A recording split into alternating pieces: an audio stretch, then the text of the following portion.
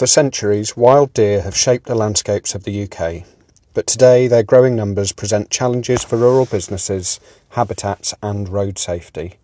Managing these populations effectively requires a shift in approach, one that looks beyond individual estates and towards a broader landscape-scale strategy. It seems that the press is in agreement with this assessment, and over the course of my Nuffield scholarship studies, kindly sponsored by the John Oldacre Foundation, there were a number of headlines and articles on the topic of deer management, the impact of deer and the value of venison in diets.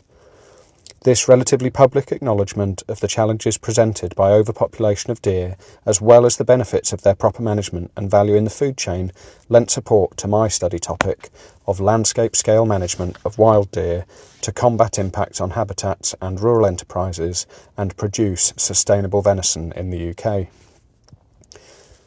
Wild deer populations are at an all-time high, estimated at over 2 million in the UK. This has led to substantial economic and ecological consequences. Forestry and arable farming suffer heavy losses from overgrazing and browsing. The timber industry sees reductions in yield by up to 50%, and annual road collisions with deer cause millions of pounds in damage, injuries and even fatalities. Traditional deer management in the UK has been localised, often constrained by estate boundaries, but deer, of course, do not recognise these borders. Without coordinated management across wider landscapes, efforts to control their numbers and impacts can be undermined. From Sweden to the United States, landscape-scale management has been implemented with success. In the United Kingdom, adopting similar cooperative models could be the key to more effective deer management. Data-driven strategies such as GPS tracking, commonly used in other ecological surveying, thermal imaging and standardised population surveys would allow for smarter, more targeted culling, reducing unnecessary waste while maximising impact.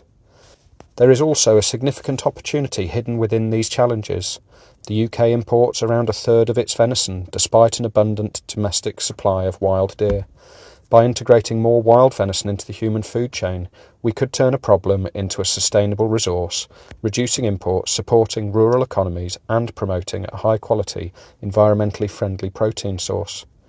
Another pressing challenge is succession.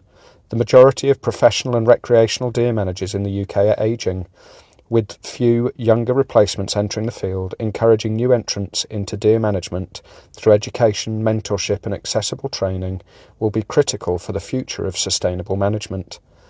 The time for action is now, the data is clear and the solutions exist, and the opportunities are real. By embracing a landscape-scale approach, improving data collection, increasing venison integration and engaging new deer managers, we can create a future where wild deer are managed responsibly, protecting rural enterprises, restoring habitats and ensuring that venison becomes a more valued part of the UK food system.